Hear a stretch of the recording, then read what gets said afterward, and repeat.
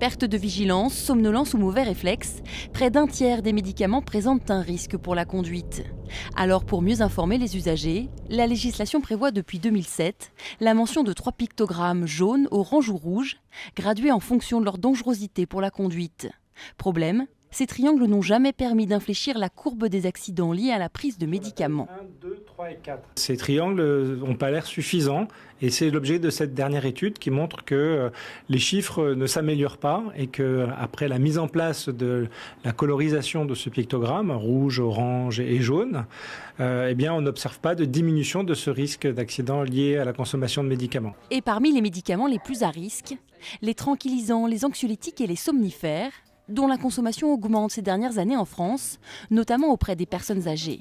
Alors pour éviter la multiplication des accidents, les professionnels demandent à renforcer les mises en garde. Voilà, il y a des pictogrammes comme ça, niveau 2.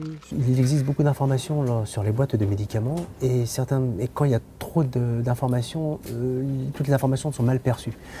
Donc c'est très difficile pour les personnes des fois de s'y retrouver. Il faudrait que les instances réfléchissent à une information beaucoup plus percutante, un pictogramme beaucoup plus voyant et une information beaucoup plus ciblée pour que l'information soit beaucoup plus percutante. La prise de médicaments serait à l'origine de près de 2000 accidents de la route chaque année en France.